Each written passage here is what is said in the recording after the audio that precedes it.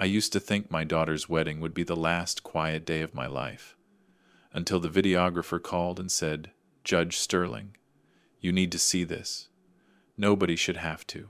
A moment later, the screen lit up, and there he was, my son-in-law, doing something I could hardly believe, something he did just half an hour before Sarah walked down the aisle. Right then, I knew everything had been wrong from the start.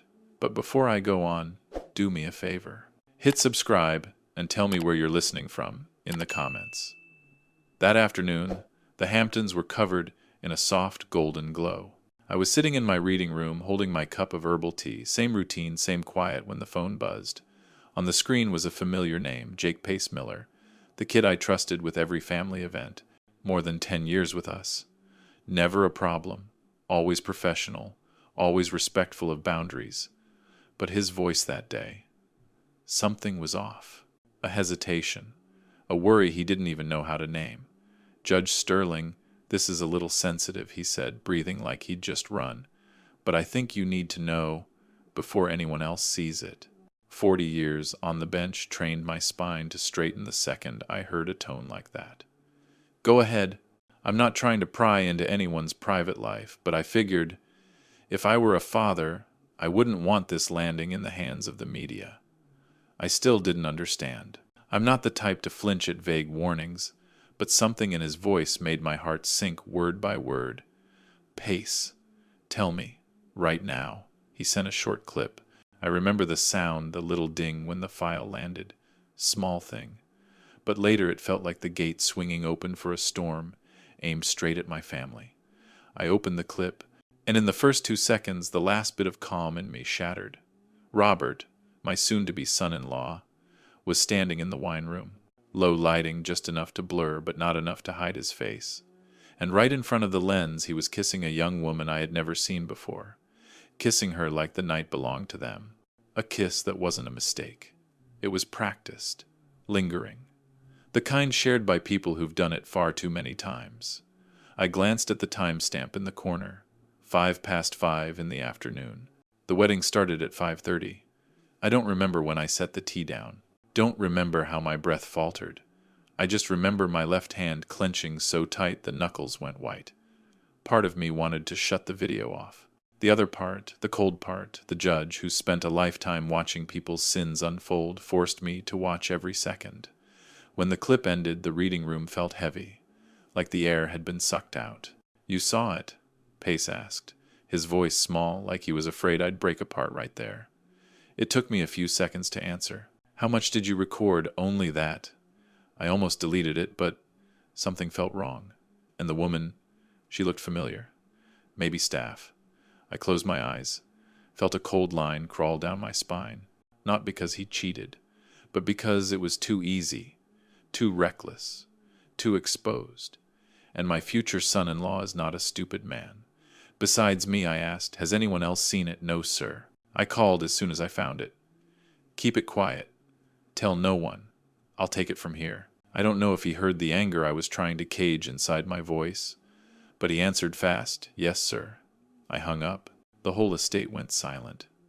So quiet I could hear the ticking of the wall clock like it was counting down to something. I stepped onto the balcony, looking out at the garden where the wedding had taken place 3 weeks earlier, where Sarah, my daughter, smiled like a kid believing she was stepping into a new life, where I blessed her with everything a father could give.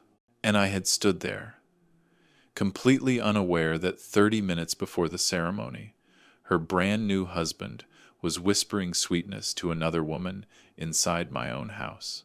But the thing that crushed my chest wasn't the betrayal. It was the question whispering in my mind. Why would Robert risk something like this on the biggest day of his life? And why, in my wine room, no one is that careless unless they feel safe. Or they think I'll never find out. That was the moment I realized this wasn't romance, wasn't weakness, wasn't some young man's mistake. It had purpose. And if it had purpose, then that clip was only the beginning. I went back to the reading room, sat down, and played the video again. This time not as a father, but as a judge trained to see the details everyone else misses. When Robert's face appeared under that warm light, one truth settled in my chest I had to investigate. Not for revenge, But to understand what kind of life my daughter had walked into, I had no idea.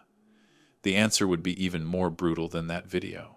I replayed that clip 3 more times, until Robert's face in that dim light felt like a confession etched in stone. But by then, my anger as a father had slipped to the side. 4 decades on the bench had kicked in hard. A careless act can be forgiven, but a reckless one, repeated, on the damn wedding day, usually hides a motive.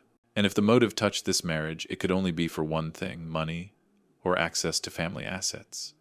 I don't know how long I sat there in the fading light of the reading room. But when I finally stood, my mind had already lined up a chain of questions I'd brushed off before, now forming something dark, something ugly. Robert had been too eager with Sarah, too present at every family meeting, too invested in shared financial futures, and lately, way too pushy about that post-nuptial agreement I never got to read. Back then, Sarah told me, "It's just paperwork, Dad. We want to be transparent." I didn't push further. I didn't want more cracks in a father-daughter relationship already worn thin. She'd always felt I controlled her, that I never let her steer her own life. So I stepped back, gave her space. Maybe that step back kept me from seeing a storm building under my own roof. That night when the clip finally went black on the screen, I called someone I never thought I'd need for something like this, Alan Pierce. Old friend from my Supreme Court days, now an independent legal consultant on messy financial investigations. Alan didn't ask much. He just said, "Arthur, send me what you've got. I'll run his entire financial history within 48 hours. I sent everything: Robert's marriage paperwork, some odd transactions I overheard from Andrew, and a handful of wedding documents I'd kept out of old habit. 2 days later, Alan called. "Arthur, you want the bad news first or the worse?" I exhaled. "Go ahead. Robert's drowning in debt, but that's not the real danger. His debts tie back to a high-end real estate investment group, which is actually a circular scam. If he doesn't get out soon, he'll be dragged into a chain of lawsuits." I leaned back. My chest tightened like someone had their hand around it. "And the worst part?" I asked. Alan paused. A long, heavy pause. He never hesitated unless the truth was brutal. His main target wasn't Sarah's dowry. He's after the Sterling estate. My hands curled into fists. That estate belongs to the family. No one has the right, I know. But there's another way he could get near it, through managerial rights, if Sarah signed certain postmarital agreements. I froze. Sarah's words flashed back. "It's just formalities, Dad." The floor felt like it shifted beneath me. "Alan, you think Sarah knew anything?" Silence. I heard him breathe slow, careful. Alan doesn't stall unless it hurts to say. "I'm afraid she did." My voice cracked. "No. Sarah, wouldn't I? Checked her secondary account. She transferred a significant amount to Robert 3 months ago, right when his group was collapsing. Every cell in me went cold." Alan continued, voice low. "She also signed temporary authorization documents. Not enough for him to seize the estate outright, but enough to give him leverage in future agreements." I had no words left. Everything he said felt distant, like echoes in a long tunnel. I stood, walked to the window, looked out at the garden where Sarah used to run when she was little. That child once believed I could fix anything. And now, she was helping put our family in danger. Not for love, but to escape my shadow. I don't know how long I stood there. When Alan gently said "Arthur," my throat felt dry, raw. "Send me everything," I said. "All the documents." "What are you planning to do?" I stared at my reflection in the glass. An old man who spent his whole life protecting the law, yet couldn't protect his own family. "I'm going to investigate," I said, my voice colder than I'd ever heard it. But this time, not as a judge. The moment I hung up, the thought sank in deep. If Robert's actions were just the surface, then underneath there had to be a bigger plan, and Sarah had stepped right into it. And I couldn't let them keep going, because betrayal I can tolerate. But a scheme aimed at the family legacy, the legacy I spent my whole life building, that I will not allow. Right then, I understood exactly what lay ahead, a battle I never imagined I'd have to fight, a battle against my own daughter. I've sat through more hearings than I can count, staring at people who hid their sins behind polished manners. I'd watched families crumble over a single word: greed. But I never thought I'd face that same fear in my own home, with my own daughter and the man she chose. After that last call with Alan, I stayed frozen in the reading room. The whole house felt like it was holding its breath. Every corner where Sarah once played now stood like silent witnesses, turning their backs on me. And in that silence I understood something painful. It was time to stop being the wounded father and become the man people respected and feared in equal measure. Arthur Sterling, retired Supreme Court judge, a man who never lost his edge. I opened the safe in my reading room where I kept the most guarded documents of my life. Not trophies, shields, insurance from the darker years of politics. Inside was a black folder marked Veto Plan, a contingency I'd built long ago, in case anyone ever tried to strike at my family's reputation or assets during vulnerable times. I never imagined I'd use it because of my own daughter. When I placed that folder on the desk, my hand trembled, not from fear, but from bitterness. I was about to use a weapon I'd created to protect the very values Sarah was helping tear down. I flipped through the pages. This wasn't revenge. It was a legal machine, complex procedures tied to special authorities I'd been granted on the bench, tools that could freeze assets, stall major financial transfers, and summon individuals into emergency hearings. No one knew about them except me, and a few trusted lawyers. Just then my phone buzzed. The name lit up the screen, Andrew Sterling, my eldest. The boy who'd borrowed money from me so many times, I stopped keeping track. A good kid, but weak, bendable. I almost ignored the call, but something told me to pick up. "Dad!" Andrew's voice shook. "I need to tell you something, but please, don't get mad." My heart sank. "Say it." He took a shaky breath. I gave Robert some things. I thought he needed them for paperwork. I didn't realize how serious this is." I straightened. "What did you give him?" The silence on the line told me everything. "Andrew, some access codes and your signature samples." For a moment I felt nothing. His words hit the floor like pieces of shattered glass. "What did you get in return?" My voice came out calm, too calm. "Just," he whispered, "a small payment." He said it was only to verify some files. "I didn't think it's not your fault," I cut in. Not out of forgiveness, but because I knew he wasn't smart enough to realize he was being used. And the moment those words left my mouth, a harder truth struck me. The betrayal in my family didn't come from one direction. It came from all three. Sarah, trying to escape my shadow. Robert, driven by greed. Andrew, too weak to stand his ground. And me, the one who created a world where they thought deception was a way out. I couldn't let myself drown in that thought. Not now. I needed to act. "Andrew," I said, "from this moment forward, no contact with Robert. No signatures, no information, nothing. Understood?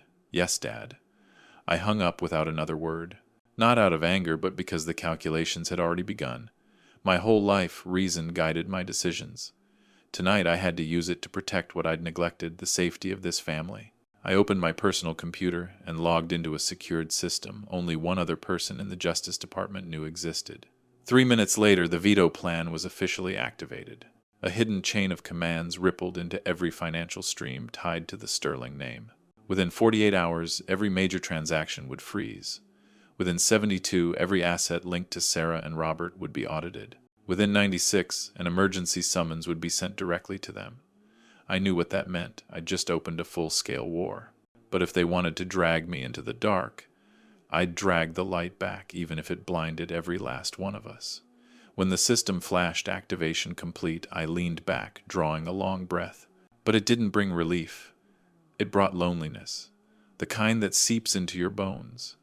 I'd never felt so isolated, never felt so cold, never seen so clearly that I had only one path left, the path of a man accustomed to confronting guilt. Only this time the guilt belonged to those who carried my name. I don't know what this war will cost me. My reputation, my family, whatever's still beating in my chest, but I know this, I'm going to see it through. Because when justice is cornered, it becomes the sharpest weapon of all, even when it has to cut into your own blood. The next few days passed in a silence so dense it felt alive. No one in the family knew that every transaction they thought they controlled had already been frozen, caught in an old legal mechanism I guarded like a final confession. Robert kept making those long, frantic phone calls with his lawyers. Sarah still smiled in public, pretending the world hadn't shifted beneath her feet. But I could see it, the flicker of panic each time a transfer failed. I didn't wait for them to figure it out. Instead, I chose to drag everything into the open, into a space where no one could hide. I called it a family tribunal, not in a courthouse. Here in my home, the place where every secret was born and where my authority still carried weight. That evening, I invited former prosecutors, trusted journalists, and a few legal minds I'd known for decades. The invitation read, "A special family dinner." Sarah and Robert arrived, smiling, unaware of the storm, sitting in the center of the room, a large screen lights arranged so that the truth had nowhere else to go. When the appetizers were served, I stood.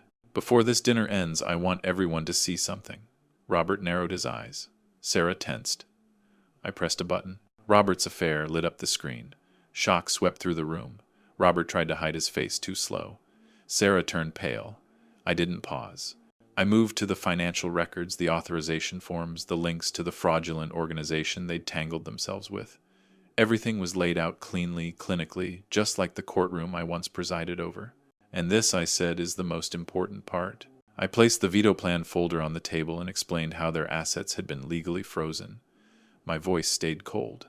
For the first time, they understood that whatever power they thought they wielded had always been borrowed, and now it was gone. But the real blow wasn't the evidence. It wasn't the legal authority. It was what I said next. I've also decided to relinquish my lifetime position as Supreme Court Justice. I will use the entirety of my pension to establish a free legal aid foundation for the poor, for the unheard.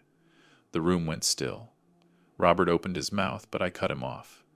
No one here needs to fear the law, but everyone must face the consequences of their choices. Sarah lowered her head. Robert looked like a man realizing he'd just lost the last thing he could bargain with: perception. I didn't raise my voice. I didn't need to. The authority I had spent a lifetime building silent, sharp, spoke for me. I watched them, the fear in their eyes, the clumsy gestures of guilt, and I knew finally they were seeing the truth they'd spent years avoiding. And yet, I felt no joy. This wasn't revenge, and it wasn't triumph. It was protection of justice, of principles, of the very foundation they had tried to compromise. Sacrificing title and privilege didn't weaken me. It clarified me. When dinner ended, Sarah and Robert stood there quiet, aware that every step they took now existed in the shadow of what I had put in motion. I said nothing more. Real power doesn't need an encore. As I sat back and watched Sarah avert her eyes and Robert stare into nothing, I felt something shift. The anger was gone. The hurt had quieted. What remained was the cold certainty of a man who knows the law, knows himself, and knows precisely what must happen next. The climax hadn't arrived. It was only gathering. The final reckoning of legacy, of justice, of the sterling name was still waiting on the horizon. After the night of the family tribunal, the house felt different. Not because anyone left, but because the truth, heavy and inescapable, had forced everyone to look inward. But I knew that dinner was only the first doorway. To truly finish this, to protect the legacy I spent a lifetime building, I would need one final act, one none of them could foresee. The next morning, I sat alone in my study, looking through the tall glass window at a city waking under the sun. I'd lived here more than half a century. I'd watched streets change, people rise and vanish. But one thing had never changed: my responsibility to justice. And as I looked back at what my family had become, I knew my last journey would be to redefine that responsibility. I called Sarah in. She walked with a heaviness I hadn't seen before, still struggling to make sense of everything she'd faced the night before. But unlike Robert, she didn't look away. She held my gaze, shaken but honest. And in that honesty, I finally saw what I had missed for years: the quiet wounds of a child raised in a powerful home with too little warmth. "About last night," she began, but I raised a hand. "No explanations," I said. "What matters isn't what happened. What matters is what you choose to do now." Her eyes reddened. For the first time, she wasn't defiant or proud or guarded. She was simply someone facing her own mistakes. "I want to make things right," she said. "And I want to start with this family." I nodded. "Then you'll have that chance." We spent the entire morning reviewing the Sterling estate from real properties to companies, charities, frozen authorizations. Sarah focused, asked the right questions, listened instead of assuming. And the longer I watched her, the clearer it became she wasn't irresponsible. She had simply been shaped in the wrong environment beside a husband who encouraged the worst parts of her. By noon, I led her to the archives, where the core of the Sterling legacy was kept. Rows of steel cabinets, files labeled by hand across decades. I opened the lowest drawer and pulled out an old wooden box. Inside was the revised will, one I had never released. "Do you know why I waited until now to open this?" I asked. She shook her head. "Because I wanted to see who in this family had the courage to face their mistakes and rise." I placed the will in her hands. "This is the final distribution of our estate. I don't hand power to someone who only knows how to enjoy it. I give it to someone who respects the worth of every dollar this family bled for." Her hands trembled as she opened it. When she reached her own name, her eyes filled not with ambition but disbelief. I don't deserve this." "No one deserves anything immediately," I said. "You become deserving by choosing to change." That afternoon I sent a letter to Robert. No anger, no accusations. Just one line: "From this day on, you no longer hold any authority or claim over the Sterling estate. But the door to becoming a decent man is still open if you choose it." It wasn't that I had stopped being angry, but anger couldn't be what ended this family's story. When night fell, the mansion glowed softly. Sarah stood beside me on the terrace, the city wind carrying its familiar chill. She was quiet for a long time before she spoke. "I know I've done so many things wrong, but if you'll allow me, I want to be someone, Mom, and you could be proud of."